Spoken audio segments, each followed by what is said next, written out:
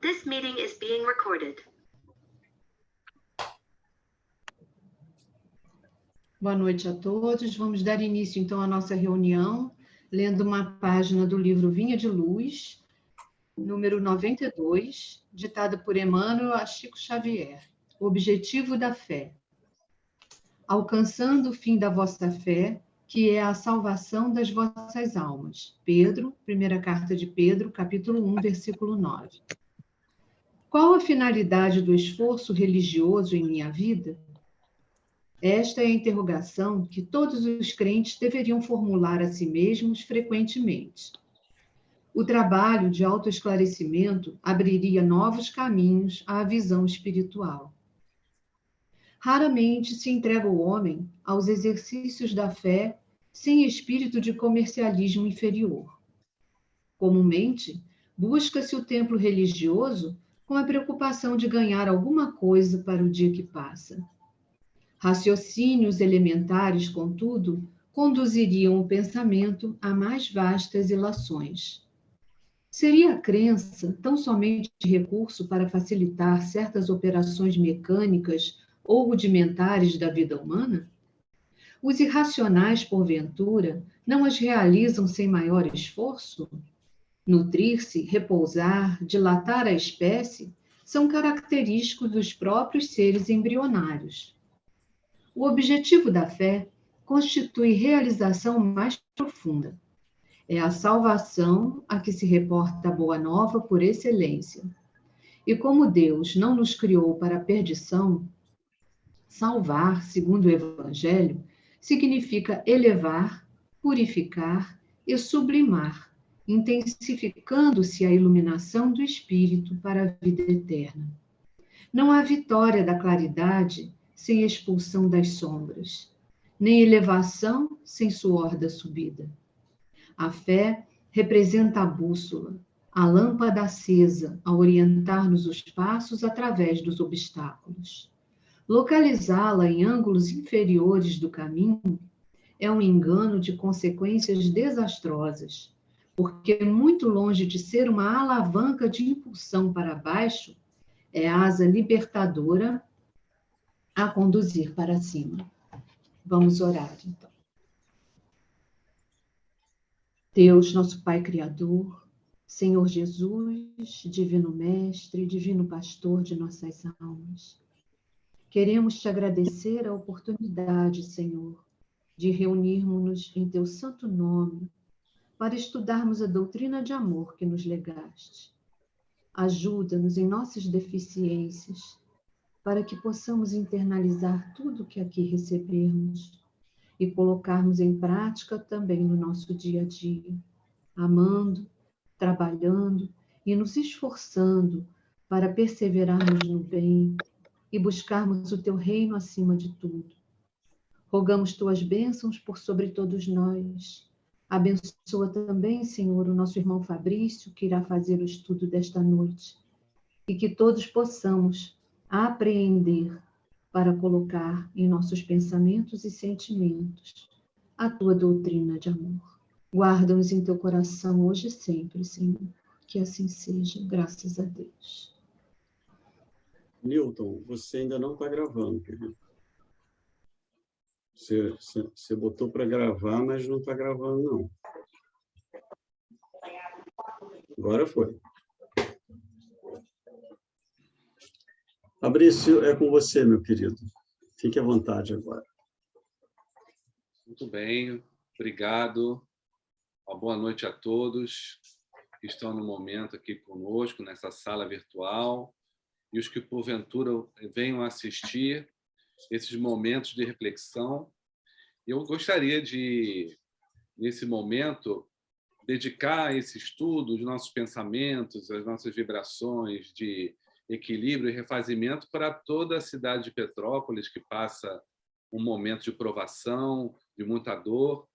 Eu cheguei a morar por volta de 10 anos na cidade e me solidarizo a esse momento aí de dificuldade que eles estão passando. Nós viemos agora de uma pandemia, tantas questões no mundo acontecendo, e hoje, mais do que nunca, é importante a gente aproveitar os recursos que nos são oferecidos. Imaginando a doutrina espírita como uma caixinha de ferramentas, em que todo mundo tem, né, uma caixinha que tem um martelo, o chave de fenda e tantas outras ferramentas para consertos, reparos na nossa casa.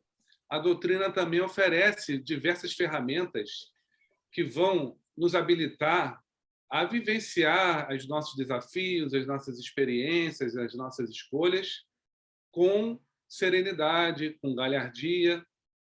E é muito interessante que havia uma escola,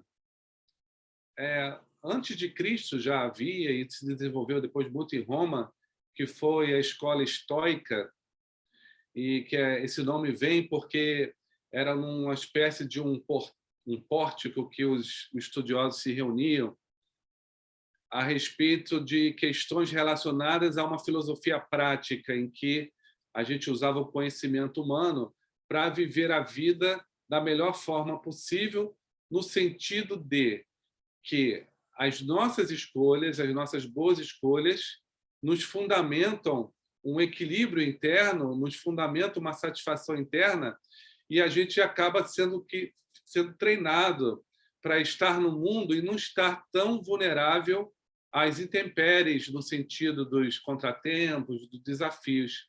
E os estoicos, a gente lembra muito de Marco Aurélio, de Sêneca e tantos outros. Marco Aurélio foi imperador de Roma, foi um imperador filósofo, uma época que Roma prosperou. A gente conhece um pouco dos seus pensamentos a partir de um diário que ele escrevia para ele mesmo. Ele não tinha pretensão de publicar, são as famosas meditações. E eu convido a todos a lerem esse livro, como se encaixa em muitos pontos de vista da nossa doutrina.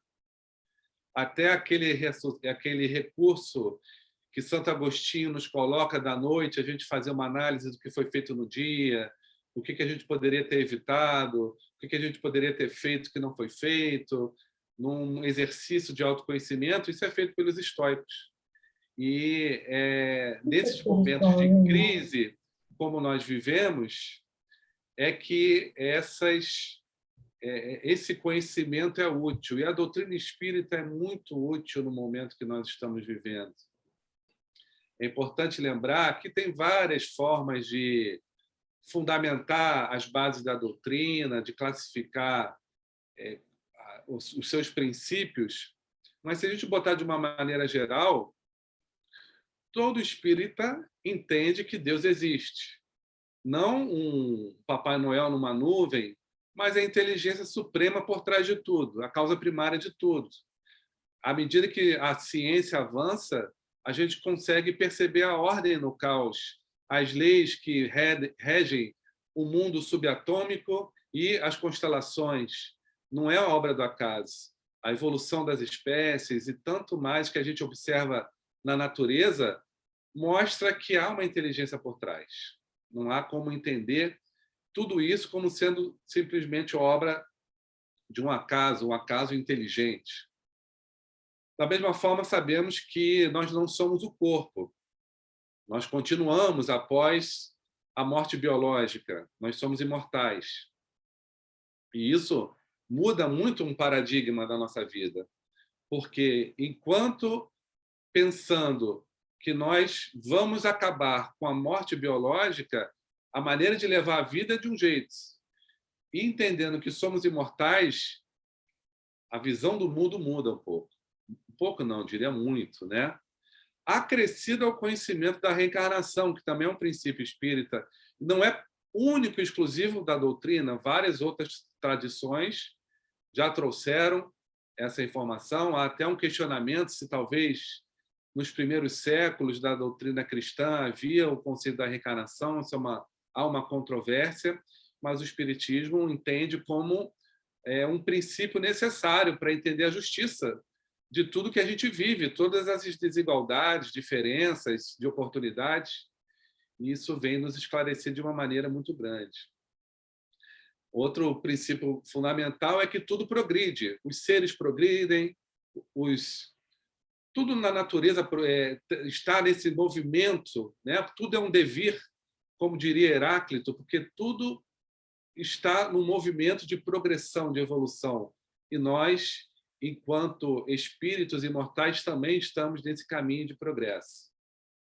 O livre-arbítrio, porque a liberdade é a base da vida, e o livre-arbítrio faz com que tenhamos essa autonomia para escolhermos o que é próprio ou não é próprio para cada um de nós, recebendo, naturalmente, as consequências dessas escolhas em nós mesmos.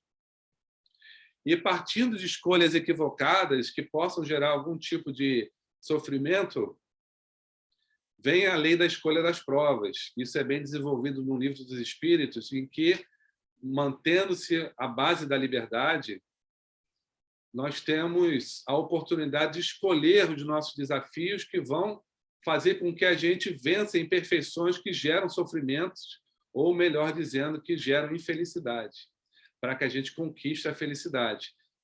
Gostaria de dizer uma profecia, uma destinação para todos nós. Ninguém vai fugir da felicidade. Todos estão fadados à felicidade. Isso é uma conquista. E isso não acontece só no nosso planeta, porque todos os mundos têm um papel. A pluralidade dos mundos não é por acaso.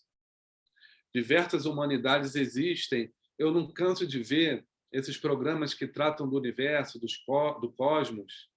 Recentemente, um telescópio está em órbita, né? O James Webb, que vai permitir imagens mais fidedignas do nosso sistema solar e de estruturas além do sistema solar. E, finalmente, a mediunidade, que não é também, volto a dizer, não é um princípio exclusivo da doutrina, até porque isso independe da religião e independe da moralidade. A mediunidade tem um forte componente biológico e nós percebemos famílias em que há uma predisposição para determinadas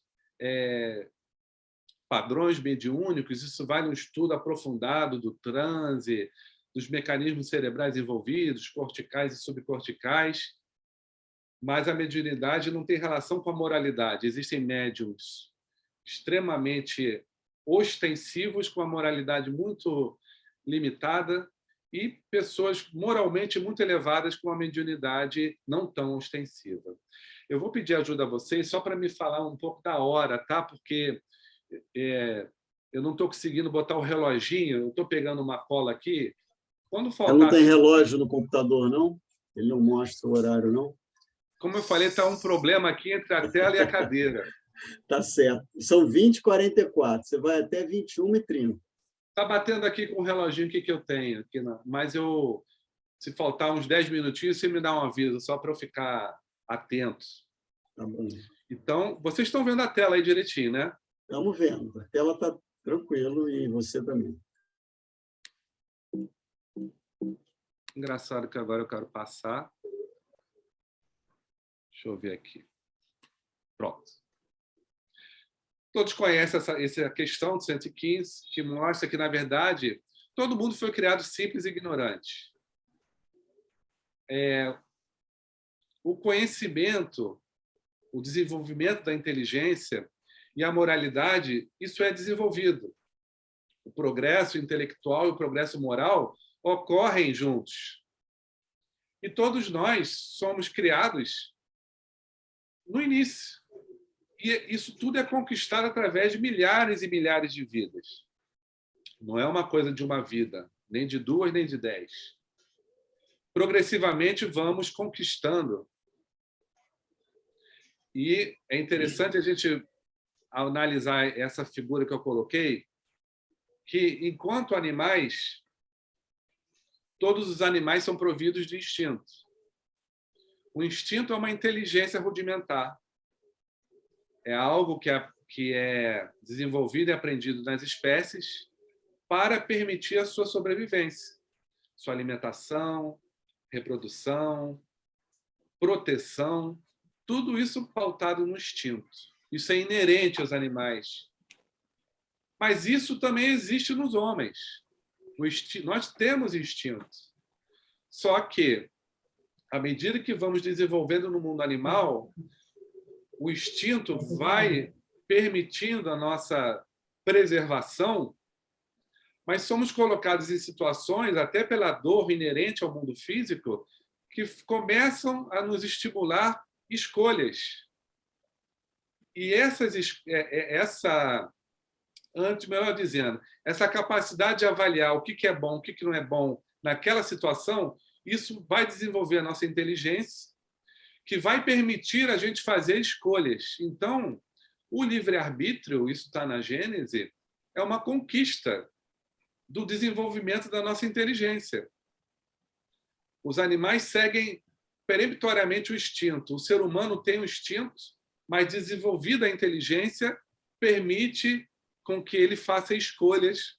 E essas escolhas, que às vezes são escolhas de acordo com as leis naturais, presentes na nossa consciência, as leis morais estão presentes na nossa consciência. E essas escolhas que nós fazemos podem estar de acordo ou em desacordo com essas leis universais. E o fruto dessas escolhas, o resultado dessas escolhas, nós não temos tanto controle, mas essa capacidade de escolher, sim. E a nossa felicidade ou infelicidade estará diretamente relacionada ao que escolhemos, e não tanto ao resultado dessas escolhas. E isso é interessante porque lá na Gênese a gente vê esse trecho interessante. E ordenou o Senhor Deus ao homem, dizendo: de toda a árvore do jardim comerás livremente, mas da árvore do conhecimento do bem e do mal, dela não comerás, porque no dia em que dela comeres, certamente morrerás. Isso remete ao quê? Quando o homem tem capacidade de fazer escolhas, e essas escolhas, de acordo com as leis morais presentes na nossa consciência, estão de acordo com o bem universal, ou se não estão de acordo com as leis universais que estão presentes na nossa consciência, a gente considera então um mal. E isso é uma discussão filosófica tremenda, né? Mas isso quer dizer que quando a gente desenvolve a capacidade de escolher a partir do nosso livre-arbítrio, a gente sai do paraíso que o instinto oferece. Os animais vivem no paraíso porque eles estão vivendo de acordo expressamente com as leis universais.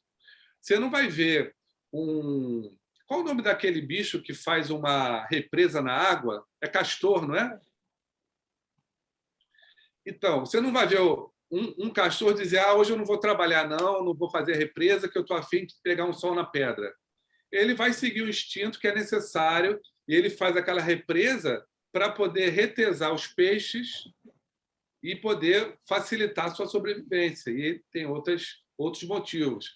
Não sou castor, não sei exatamente os motivos, mas eu sei que tem motivos para isso. E quando a gente, enquanto seres humanos, temos essa capacidade de escolha, a gente sai desse modo automático que o instinto nos oferece para, com os nossos próprios passos, nos desenvolvermos na intelectualidade e na moralidade, no conhecimento, no entendimento. A necessidade vai gerar o desenvolvimento da nossa inteligência e a moralidade vai ser uma consequência das nossas escolhas. Escolhas adequadas, teremos uma repercussão boa quando fazemos escolhas adequadas, e as escolhas inadequadas que persistem podem fazer com que a gente, com aquela sensação não tão boa, a gente caminhe para a reparação. Se a gente observar a evolução, nós vamos perceber que a gente parte de uma animalidade totalmente vinculados à vida animal, e à medida que avançamos, e aí começamos a experienciar a vida humana, isso vai se desenvolvendo por milhares de vidas, a vida animal vai diminuindo e a vida espiritual vai aumentando, até um ponto que a gente não vai precisar mais da vida animal e vai viver exclusivamente da vida espiritual. da maneira como nós entendemos, né, nesse nosso planeta denso animal. Isso é uma reflexão muito importante da gente fazer. Estamos caminhando da animalidade para a angelitude.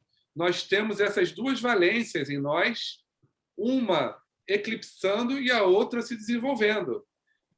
E o desafio, enquanto encarnados, como dizia Paulo, é ser no mundo e não ser do mundo, ou seja, desenvolver as nossas capacidades latentes divinas e deixarmos de lado as nossas vivências animais. E esse é o grande desafio enquanto encarnados.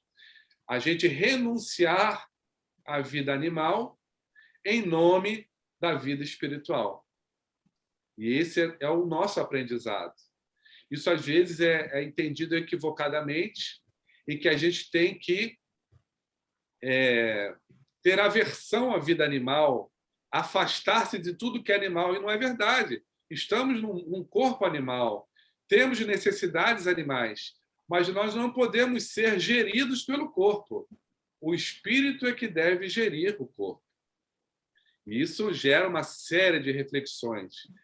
Por isso que a gente vê em obras variadas da literatura espírita pautando a renúncia como a base do progresso, porque é justamente esse caminho de entender a vida animal, não se submeter e controlar a vida animal à medida que avançamos espiritualmente. E quando a gente vai entender tudo que move o animal, no seu uso correto, é uma coisa satisfatória. Mas quando nós exageramos no uso das necessidades animais, e nós vamos ver esse estudo, Kardec estuda isso, sobre a natureza, a essência do orgulho e do egoísmo, está numa exacerbação do instinto de conservação. O instinto de conservação, como o próprio nome diz, é necessário, mas à medida que vamos desenvolvendo a nossa intelectualidade e, ao mesmo tempo, experimentando a nossa moralidade, podemos, às vezes, exagerar as nossas necessidades instintivas de conservação e isso gerar orgulho e egoísmo e ser a base do nosso sofrimento, da nossa imperfeição, das escolhas equivocadas como um hábito adquirido. No Livro dos Espíritos, isso é tratado. A questão 907, o princípio das paixões, sendo natural, é mal em si mesmo? E aí os espíritos respondem, não. A paixão está no excesso provocado pela vontade. Então, a nossa vontade, que está se desenvolvendo, a partir do desenvolvimento da nossa inteligência, que gerou o livre-arbítrio e que vai ter consequências morais, é que exagera nas nossas necessidades. E ele continua, pois o princípio foi dado ao homem para o bem, e as paixões podem conduzi-lo a grandes coisas. O abuso a que ele se entrega é que causa o mal. Porque as paixões vão gerar necessidades e fazem um homem progredir. Mas quando a gente abusa dessas paixões é que acaba havendo o desequilíbrio e as consequências disso. Em 908, ele conclui, como definir o limite em que as paixões deixam de ser boas ou más? E os espíritos respondem. As paixões são como um cavalo, que é útil quando governado e perigoso quando governa. É o que eu estava falando, da vida animal e da vida espiritual. Imaginando a vida animal, o corpo biológico e suas necessidades, como um cavalo. A gente tem que controlar o cavalo, e não o cavalo nos controlar. Reconhecei, pois, que uma paixão se torna perniciosa no momento em que a deixar de governar, e quando resulta num prejuízo qualquer para vós ou para o outro. Está aí a gênese de tudo que gera insatisfação e sofrimento. Nessa exacerbação do instinto de conservação e que vai gerar o orgulho e o egoísmo. E aí Kardec comenta, enfim, não vou me adentrar nisso aí, mas vou pensar algumas coisas. Paixões são úteis, elas decuplicam, e aí a doutrina espírita, a gente aprende muito português, né, com a doutrina espírita. Decuplicar, eu fui ver, multiplicar 10 vezes. Decuplicam as forças do homem e o ajuda a cumprir os desígnios da providência. E lá embaixo ele fala lá, no penúltimo parágrafo. Toda paixão que aproxima o homem da natureza animal distancia-o da natureza espiritual. O equívoco que foi muito frequente na Idade Média era ter um nojo, uma aversão à vida animal. Isso também está equivocado, porque a vida animal é necessária. Nós temos nossas necessidades animais. É aquele exemplo do cavalo. A gente tem que controlar. Não é nem mandar o cavalo embora, nem deixar o cavalo nos governar. É ter o domínio, né? Todo sentimento que eleva o homem acima da natureza animal anuncia o predomínio do espírito sobre a matéria e o aproxima da perfeição. Engraçado que se ficar muito tempo sem mexer... Opa! Pronto. Olha lá, isso está lá na Gênesis, no capítulo 3. O destino do espírito é a vida espiritual.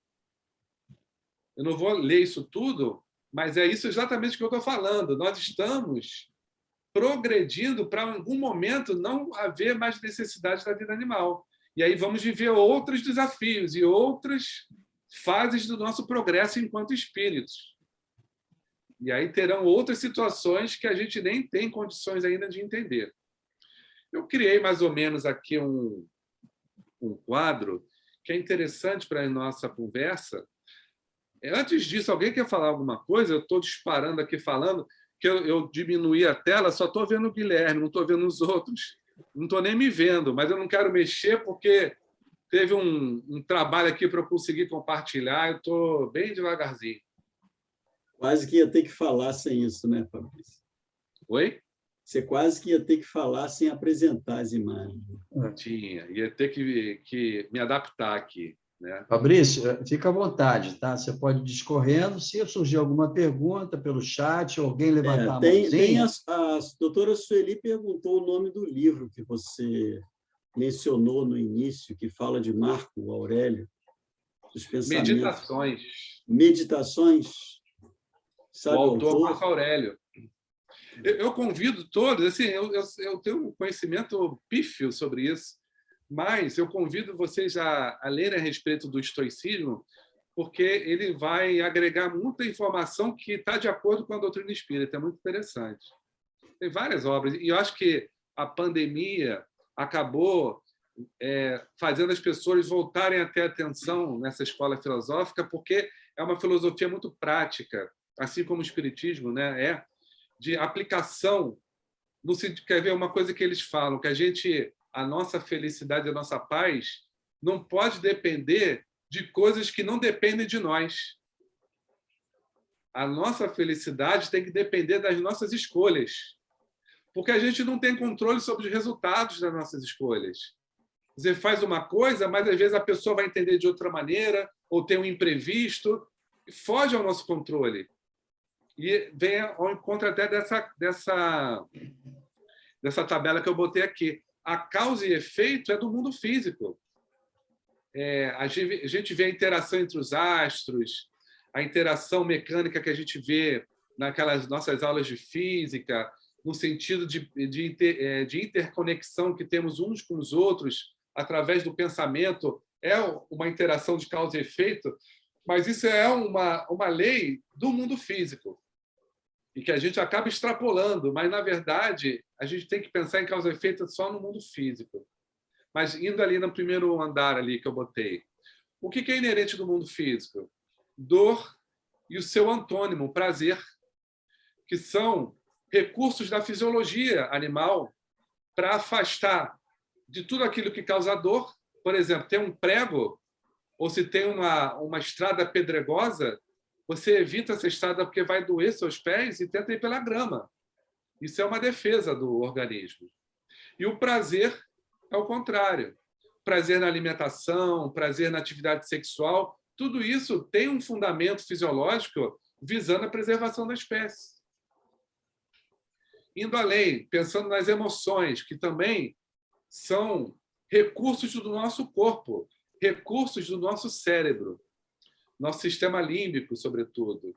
Nós precisamos das emoções justamente para ter um juízo crítico das situações que vão permitir que a gente sobreviva.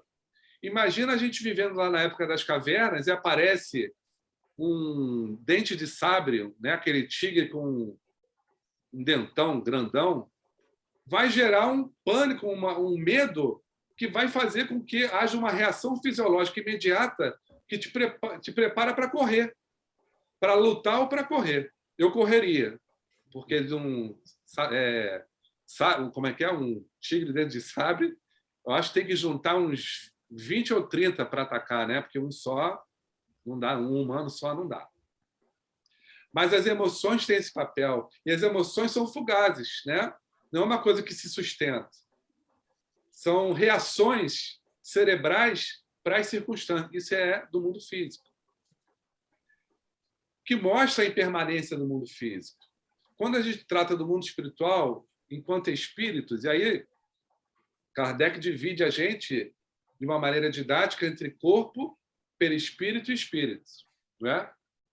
A obra de André Luiz desenvolve um pouco isso mais, coloca lá um intermediário entre o corpo físico e o perispírito, sendo o duplo etérico, que a interação do perispírito com o corpo animal vai gerar isso. E entre o perispírito e o espírito há o chamado corpo mental. Isso é citado por André Luiz, se não me falha a memória, no Evolução em Dois Mundos. Então, a gente tem alguns envoltórios. Nós não somos o corpo, nós não somos o perispírito, os esotéricos chamam de corpo astral, né? O corpo emocional. Nós não somos a nossa mente, o nosso corpo mental, nós somos muito mais que isso. Estamos além disso tudo.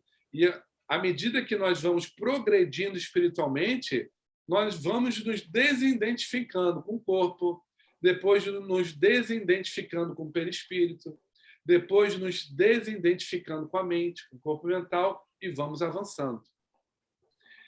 E a felicidade, ela é inerente a cada um de nós. A felicidade não está fora. Como Jesus dizia, o reino de Deus está dentro de nós. A felicidade é uma conquista oriunda do nosso progresso, sobretudo moral, que é uma consequência do progresso intelectual. E no mundo espiritual, esse nível de felicidade, vamos dizer assim, não é legal falar dessa maneira, mas para ficar didático. Se a pessoa é infeliz no mundo espiritual, ela acaba fazendo uma leitura da sua infelicidade como sendo fome, sede, dor ou frio por estar numa condição na espiritualidade, quando, na verdade, isso tudo é reflexo de uma infelicidade interior.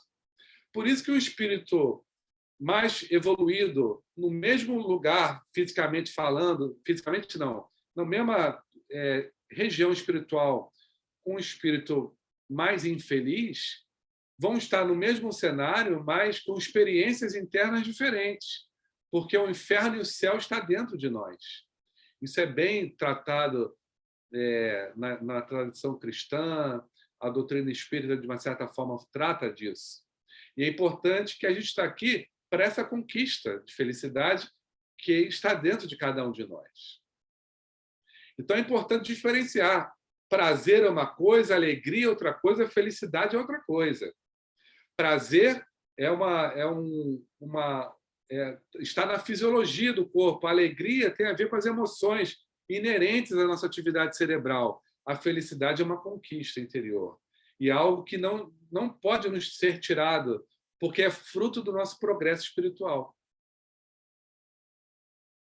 A gente vai ver, e aí eu coloco uma ressalva, que aí é uma conversa longa, existem polêmicas tremendas em relação, mas, assim, pessoalmente, eu acho que a primeira edição do Céu e Inferno vai muito mais ao encontro da proposta libertadora do Espiritismo do que a edição que até então era editada, acho que era a 4ª edição, né, ou 5ª, agora não me recordo, e a gente vê, comparando as edições, como os conceitos são diametralmente invertidos. Faço o convite para que vocês comparem as edições, e aí isso é tema até para um dia se conversar sobre questões históricas, doutrinárias, jurídicas envolvidas não só com a edição do Céu e Inferno, como a edição da Gênese, isso aí não é o escopo aqui da conversa, mas eu trouxe alguns tópicos dessa primeira edição para mostrar para vocês como vai o encontro. Eu vi aqui, Nilton, que você levantou a mão, né? Você quer colocar alguma coisa?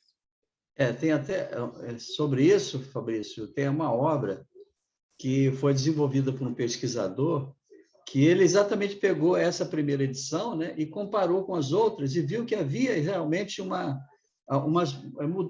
transformações, umas interpretações, né, que geraram realmente essa visão completamente distorcida, né? Então, a obra que ele desenvolveu é Nem Céu nem Inferno, ou seja... É o Paulo Henrique de Figueiredo. É muito interessante, eu tenho essa obra e achei, poxa, eu tenho feito leitura dela, realmente muito interessante, ele comparando o texto e mostrando, né, essa divergência, essas interpolações que foram feitas com base em algumas pessoas que depois, né, resolveram estudar a obra de Kardec, né, e depois que o Kardec desencarnou, eles fizeram essas alterações. Né? E isso é interessante a gente comparar, a gente verificar. Aí faço o convite a buscarem o Paulo Henrique de Figueiredo no YouTube, ele tem várias conferências, reuniões, se tratam desse tema exaustivamente. E, assim, você vê a edição antiga. Confesso que Céu, Inferno e a Gênese, eu tinha muita dificuldade de ler, que eram peças que não encaixavam na minha cabeça. E essas primeiras edições, tanto do Céu e Inferno como a Gênese, encaixaram totalmente, como uma luva. E é libertador, e é maravilhoso. E no capítulo 7, está para o Espiritismo, ele mesmo fala isso, como o Sermão da Montanha está para o cristianismo, que é de uma beleza. E a gente vê no Céu e Inferno que Kardec construiu a obra de maneira que cada item desses 25 são desenvolvidos em outras partes do livro. Então, não dá para dissociar, e é uma coisa realmente fabulosa. Eu tomei a liberdade de pegar uns pedaços. Eu não botei os 25 itens, que não daria, impossível, né? São 9 e 8, né? Vou até acelerar. Mas até se quiserem uma outra oportunidade, a gente pode aprofundar sobre essas questões, que são realmente libertadoras, e a gente vê que realmente o Espiritismo veio para transformar a nossa visão de mundo, e agora tudo que a gente está vivendo faz com que a gente entenda que a gente está num momento de transição moral, de progresso moral. É a revolução moral que a gente está vivendo. A gente teve uma revolução científica, industrial, tecnológica, e agora a gente está nos pórticos da revolução moral para a humanidade. E isso aí não é uma coisa só do doutrina espírita, isso vai estar em tudo, em todas as religiões, em todos os segmentos, com a liberdade como uma base das nossas vidas, né? E aí vou tomar a liberdade de ler algumas coisas. Por exemplo, seu estado infeliz é inerente ao grau de depuração das suas imperfeições. Nós somos perfectíveis em virtude da lei do progresso, e a felicidade está dentro de nós. E a infelicidade também, de acordo com o quanto a gente desenvolveu e se desvencilhou das imperfeições que nos limitam. Deixa eu clicar aqui. Pronto. Uma coisa que é colocada lá que é muito transformador. A punição, ela é uma consequência natural da falta cometida. O espírito sofre pelo próprio mal que fez, de maneira que, estando sua atenção concentrada incessantemente sobre as consequências desse mal, compreende-lhe os melhores inconvenientes e é motivado a corrigir-se. Ou seja, quando a gente faz uma escolha que não está de acordo com as leis morais presentes na nossa consciência, a punição já é uma consequência natural dessa escolha. Porque os resultados das nossas escolhas já vão fugir ao nosso controle. E a felicidade ou infelicidade vai estar relacionada ao padrão dessas escolhas que se perpetuam. A imperfeição é um hábito adquirido. A gente insiste, por exemplo, em exceder a necessidade das nossas paixões, como tratado anteriormente, e isso vai gerar sofrimento, vai gerar infelicidade, impedindo que você conquiste mais felicidade. É muita informação, não vai dar tempo. Então, é muito interessante. Mas o que a gente coloca aqui? E que isso, então, foi muito alterado nas obras antigas. O que Deus exige para que a gente deixe de sofrer? Ou seja, para que a gente vença aquela imperfeição. A gente tem que ter esse caminho de arrependimento, expiação e reparação. Em resumo, um aperfeiçoamento sério, efetivo, assim como um retorno sincero ao bem. E aí ele coloca lá embaixo. O espírito é, assim, sempre o árbitro do seu próprio destino. Ele pode prolongar seus sofrimentos por seu endurecimento no mal, aliviá-los ou abreviá-los por seu esforço no bem. E aí, o que a gente reflexiona a partir disso, né? O arrependimento, o que é? É um fato de livre vontade do homem. A gente se conscientiza que aquele sofrimento que nós estamos vivendo é consequente de um hábito que adquirimos e que gerou aquilo. Então, a gente se conscientiza que tem que haver uma mudança. E aí vem a expiação, que não é um castigo, como a gente imaginava, de estar aqui na Terra, sofrendo pelo passado, e a gente, aquele indivíduo, por exemplo, vou dar um exemplo, um indivíduo deficiente visual. A gente não sabe por que ele é um deficiente visual. Isso é uma questão interna, por isso a gente não pode julgar os outros, como Jesus ensinou. Porque aquele espírito pode estar vivendo aquilo por uma escolha que ele fez de superação, ou ele escolheu aquilo para ser um exemplo para a sua família ou para a sua comunidade, ou aquilo é um exercício das primeiras experiências num determinado tema. Então, abre-se o leque das possibilidades, e não aquela visão medieval de que ele está ali pagando um pecado, né? O raciocínio é esse, né? Pagando um karma do passado e por isso ele não está enxergando. Não é isso, é muito além disso. É uma escolha, e a gente vê no livro Missionários da Luz que os espíritos programam a reencarnação e escolhem até o corpo, como é que vai ser, até o fenótipo, o biotipo, para que a sua experiência na Terra seja o melhor aproveitamento possível. E aí vem a reparação. Depois da superação daquela imperfeição, em que a gente se desabitua a praticar algo, um ato frequente que estava gerando sofrimento, a gente volta para o caminho do bem, retorno sincero do bem, conquistando a felicidade ao desenvolver a nossa alma e superar aquela imperfeição. Deixa eu ver aqui. E aí o arrependimento, olha a gente pensando etimologicamente, reponitere, quer dizer, sentir pesar, a gente cair em si, cair a ficha, ou do grego, metanoia, a gente muda a direção, muda a nossa mente, muda a atitude, porque do jeito que a gente estava não estava legal, estava gerando sofrimentos. Cuidado que arrependimento é diferente de remorso. Isso pode gerar confusão, né? O remorso é estar constantemente sentindo a dor daquele ato. O arrependimento é um outro momento. A gente se conscientiza. É um ato livre, né, para aquilo. Para gerar o quê? A expiação. Do latim expiare. Ex, esse prefixo ex quer dizer que é para fora, algo que está dentro que vai para fora. E piare tem a ver com piedoso, com humano, compassivo, respeitoso. Eu botei até um exemplo aqui do cérebro, que o cérebro ele é envolvido por 3 meninges que protegem, né? E tem um líquor entre uma meninge e outra.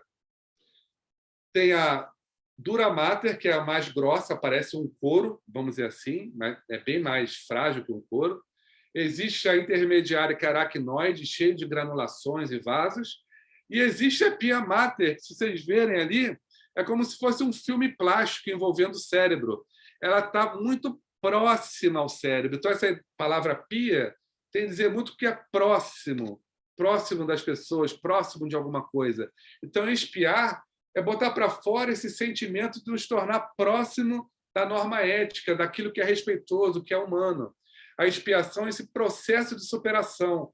Não é castigo, é um desafio que nós mesmos colocamos para a gente se desabituar a algo que está gerando sofrimento em nós. E, finalmente, a reparação, que vem de reparare, começar outra vez, preparar de novo, ou seja, voltar ao caminho que a imperfeição nos fez desviar. E aí vem aí só essa nota interessante, são 9h16. Está muito rápido? Está dando para acompanhar. Não sei se o pessoal pode falar. É muita informação, né?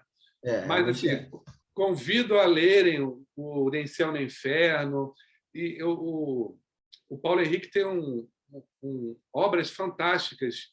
Desde a primeira, o Mesmer, depois vem a Revolução Espírita, depois vem a Autonomia, e finalmente Nem Céu nem Inferno. E é muito interessante o que ele traz, as pesquisas que ele levantou, das fontes primárias, é fantástico, né? Eu vou, acho que até pular isso aqui, para até estimular vocês a lerem os livros. Isso aqui é uma nota do livro Céu e Inferno, editado pela Fundação Espírita André Luiz. Está muito, muito boa a tradução, muito gostosa de ler. Isso aqui eu vou ler para vocês. Ó, a teoria moral espírita ressignifica o termo castigo. Na moral heterônoma presente nos dogmas, ou seja, aquela moral de fora para dentro coercitiva, ela é o ato do Deus vingativo, que exige a submissão do ser que pecou e sua, acho que é penalização, escrevi errado, como instrumento opressivo. No Espiritismo, o castigo é a condição de sofrimento moral inerente à imperfeição, esse hábito adquirido equivocado. Portanto, a duração do castigo está condicionada à vontade daquele que sofre. Deus não castiga, nem precisa perdoar. Ele espera o inevitável arrependimento, pois todos os espíritos, sem exceção, serão felizes por seu esforço e sua escolha. Nós somos livres para fazer nossas escolhas. Essa é a mais perfeita definição da justiça divina enquanto autonomia moral. E esses conceitos, heteronomia, autonomia, isso você vai ver na obra de Piaget, que estudou as crianças, né? Crianças muito pequenas e que têm a fase da anomia, ou seja, não tem condição de fazer escolhas. Depois tem a fase da heteronomia, e que tem que ter um agente externo para colocar as regras. E depois do amadurecimento, a autonomia, que a partir de uma livre escolha, as crianças vão conquistando e aprendendo. E a mesma forma é com o progresso espiritual. Chega um momento de autonomia, quando a gente desenvolve a nossa moralidade a partir do desenvolvimento da vontade, que faz com que as nossas escolhas é que gerem o nosso progresso, a gente que gerencia o nosso progresso. Eu vou passar aqui, senão não vai dar tempo. Alguém quer fazer alguma pergunta? Estamos chegando próximo aí dos finalmente, faltam 12 minutos, não é? Mais ou menos. Bom, ninguém quer, então... Se quiserem, Fabrício, eles vão levantar a mãozinha aí, a gente... Tá bom. Ou então fala no chat, aí a gente avisa você. Ok. Se vocês quiserem, deixa minutinhos finais para alguma questão, né? Aí vocês me falam. Olha lá, só esse embaixo, o segundo parágrafo é importante. Acho melhor ler tudo, que isso aqui está muito bonito, que ele botou a nota, eu até botei. Vamos ler juntos. Kardec, antes de tudo, demonstra a mais completa responsabilidade moral do espírito, proporcional ao seu desenvolvimento intelectual. Submetido às leis naturais que regem a alma, inerentes, estão na nossa consciência. Sua felicidade ou infelicidade resulta unicamente de sua livre vontade, e qualquer mudança depende do seu esforço e da sua conscientização, exclusivamente. Essa teoria moral autônoma é oposta às ideias de intervenção divina, castigos e recompensas impostos por uma deliberação de uma vontade divina. Queda, pecado, karma, isso tudo é visto numa visão heterônoma das religiões ancestrais. A consequência do mal convertido em hábito adquirido está na sua inerência ao sofrimento moral, do modo que, enquanto permanecer o hábito, o sofrimento será contínuo e o espírito imperfeito terá sua atenção concentrada incessantemente como estímulo para que se arrepende e o supere. Essa ideia de karma, a gente acabou tendo uma enxertia de tradições antigas, até da própria teosofia que se desenvolveu por volta do século XIX, e com o desencarne de Kardec, a livraria espírita que Kardec formou começou a também ter obras de teosofia, e alguns continuadores que se apropriaram da sociedade espírita até colocavam temas de teosofia na revista espírita. Então, houve algumas questões históricas na época que até o presidente da Sociedade Francesa, a Federação Francesa de Espiritismo, é muito atuante nessa busca dessas fontes primárias. Vale a pena o estudioso ir atrás dessas informações. Estou tentando lembrar o nome do presidente lá da Federação Espírita Francesa, agora me fugiu o nome dele. Mas é importante que a gente tenha essa visão libertadora que o Espiritismo nos traz. Então, mais oportuno... Tem uma pergunta aqui, se você quer responder. Pode falar. É a Daniele que está perguntando assim: o médium em fase de desenvolvimento pode ter problemas neurológicos como uma fase inicial do desenvolvimento mediúnico? Não é o tema do que a gente está tratando, mas para não deixá-la sem nenhuma informação, eu até acho melhor o termo educação mediúnica que desenvolvimento. Porque a mediunidade ostensiva ela é inerente à condição daquele espírito, né, que tem um corpo, biologicamente falando, predisposto a essas manifestações, mas se essa educação ocorre num ambiente seguro, bem orientado, não vai haver repercussões neurológicas, né? Existem processos obsessivos, existem patologias que não impedem da pessoa ter também um componente mediúnico relacionado, mas aí isso é conversa para outro dia, né? Que aí eu acho que é muito longo, né? Para a gente estar no finalzinho aí do tema de hoje. Eu quis trazer aqui um bate-papo, eu até peço a ajuda de vocês, que a Potira perguntou: Fabrício, qual vai ser o tema da palestra? E eu não sabia responder a ela, porque eu quis navegar, na verdade, sobre esses temas que eu estou discorrendo, fazendo uma postura para justamente instigar esses questionamentos em todos que estão assistindo, que busquem por si mesmos, não acreditem no que eu estou falando, vão estudar, vão ler, vão pesquisar, vão ver essas referências que nós estamos tratando e tirem as suas conclusões. Eu, depois, no final, ia fazer uma ilação de um tema interessante, mas que eu acho que eu não vou tratar. Vou só mostrar que na Revista Espírita tem uma comunicação interessante que se diz ser assinada por Moisés, Platão e depois Juliano, mostrando a nossa capacidade de ir além da matéria, elevar-se acima das nossas capacidades intelectivas, até que possamos perceber em nós, em nossa essência, nossos atributos divinos. E aí eu trago essa questão da felicidade que é inerente a cada um de nós. Não adianta buscar fora o que está dentro de nós. E aí eu trouxe do livro Boa Nova uma conversa de Maria com Isabel, falando dos seus filhos, respectivamente, Jesus de Nazaré e João Batista, como eram crianças diferentes. E aí a Maria, por vezes, pegava Jesus conversando com os viajantes que passavam pela sua cidade, e ele falava da sua comunhão com Deus com uma eloquência que ela nunca encontrou nem nos maiores doutores da época, mostrando justamente que Jesus vivia aquilo que era inerente a ele, das suas conquistas espirituais, independentemente do que ele vivia. E aí a gente imagina como os doutores da época deviam ficar perturbados, né? Uma criança dando lição para estudiosos de décadas da tradição hebraica, né? E aí há uma passagem, um outro capítulo, em que João, aí o evangelista, ele perguntava que, sinceramente, ele ansiava por entender e buscar essa comunhão perene com o Pai, que Jesus vivia e exemplificava. Mas ele tinha muita dificuldade, porque se opunha aos desejos dele, né, à vida animal. Aí ele coloca lá, olha o segundo parágrafo.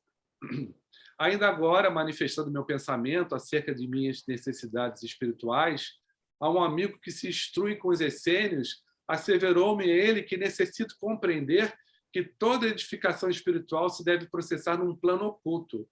Mas suas observações me confundiram ainda mais. Como poderei entender isso?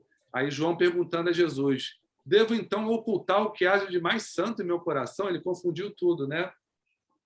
E aí Jesus, se baseando num exemplo lá, na hora que eles estavam passando por uma estrada, tinha um rude lavrador cavando um poço na terra, à beira do caminho, e aí brotava suor da sua fronte pelo esforço de cavar com seus braços fortes que iam e vinham à terra, na ânsia de procurar o líquido precioso.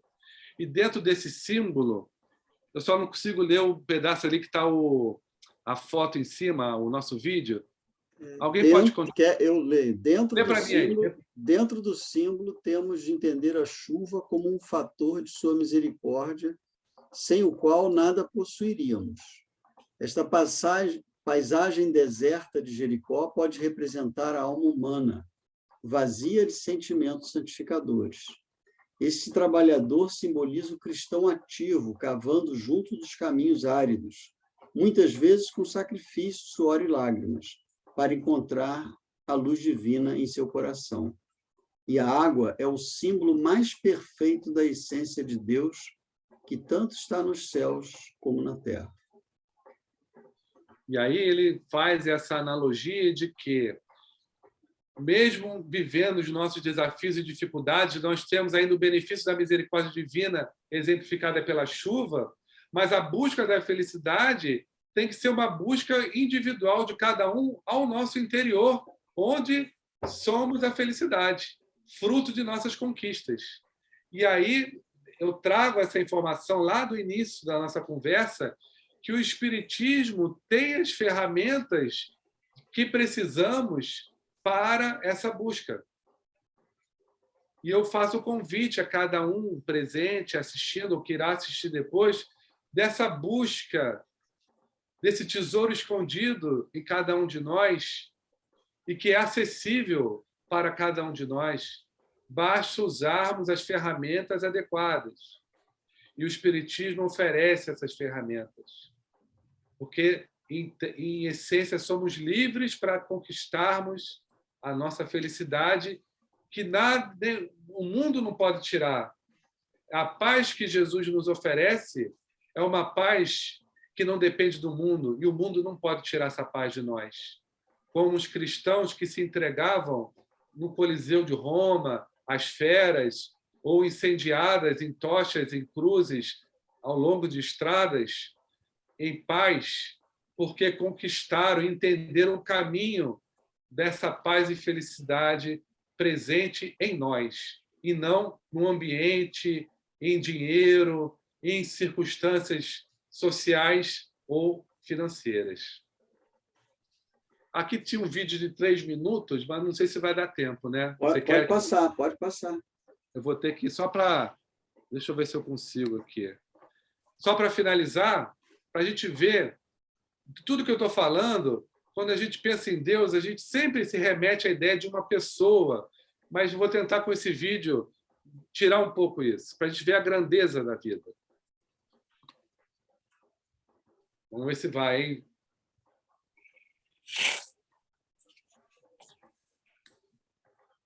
Só não consigo aumentar. Essa é a Terra. Esse é o nosso sistema solar. Essa é a distância entre a Terra e a Lua. Não parece tão longe, parece? Dentro da distância entre a Terra e a Lua, dá para colocar todos os planetas do nosso sistema enfileirados.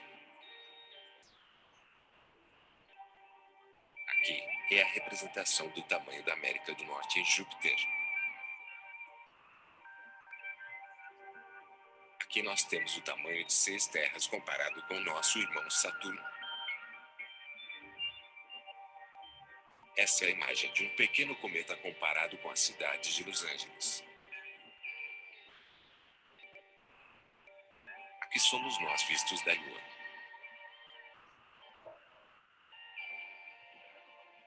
Visto de Marte, nosso planeta mais parece um grão de areia. Visto dos anéis de Saturno, então, somos só um pontinho brilhante. Em Netuno, a mais de 4 bilhões de quilômetros da Terra, nem é possível ver o nosso planeta. Aqui é o tamanho da Terra comparado com o Sol. Assustador, não é? Isso não é nada. Existem estrelas muito maiores que o nosso pequenino Sol. Olha o quão insignificante nossa estrela parece ser nessa representação. Dê outra olhada. A maior estrela conhecida, a Canis Majoris, é 1 bilhão de vezes maior que o Sol.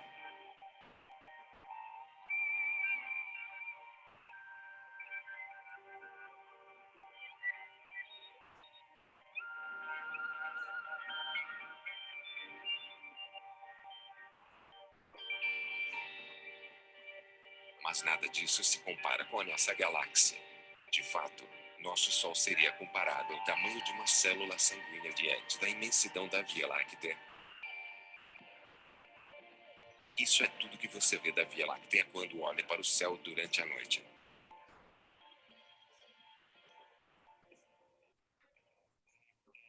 Mas até nossa galáxia é pequena em comparação a outras. Aqui é uma comparação da Via Láctea com a galáxia Ike 1011, que está a 350 milhões de anos-luz, longe da Terra. Vamos pensar grande. Só nessa foto do telescópio Hubble, existem milhares de galáxias com suas respectivas estrelas e planetas.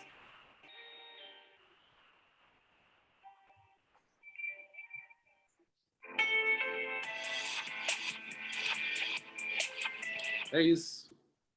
Eu quis trazer para vocês a inteligência suprema, a grandiosidade, isso a nível astronômico, né? Mas também o oposto, a nível subatômico, então nem se fala. Fabrício, vamos fazer o seguinte. A Claudinha vai fazer a prece de encerramento para a gente fechar a gravação, mas aí a gente pede às pessoas que continuem e você possa responder perguntas, bater um papo aí com o pessoal, pode ser? Pode ser. Então, Cláudia, vamos lá. pode fazer. Pode interromper o compartilhamento, né? Vou interromper aqui. Isso. E aí, Claudinha pode encerrar com a prece e a gente para a gravação. Senhor Jesus, nós te agradecemos, Senhor, por tudo que aqui recebemos. Queremos rogar da tua misericórdia para que atendas a todos os nossos irmãos que estão em sofrimento. Em especial, Senhor, te rogamos pelos nossos irmãos em Petrópolis, que sejam socorridos, encarnados, desencarnados, hospitalizados, aqueles que perderam seus lares e tantas dificuldades pelas quais passam, que possam receber em seus corações a esperança, a coragem, a fé, para que possam superar esses momentos difíceis. Abençoe, Senhor, todo o nosso planeta, que todos nós possamos ser abençoados em nossas dificuldades, fortalecendo a nossa fé, a nossa esperança, para que haja paz na terra e nos corações dos homens. Que o Senhor nos abençoe. Gratidão, hoje, agora e sempre. Que assim seja.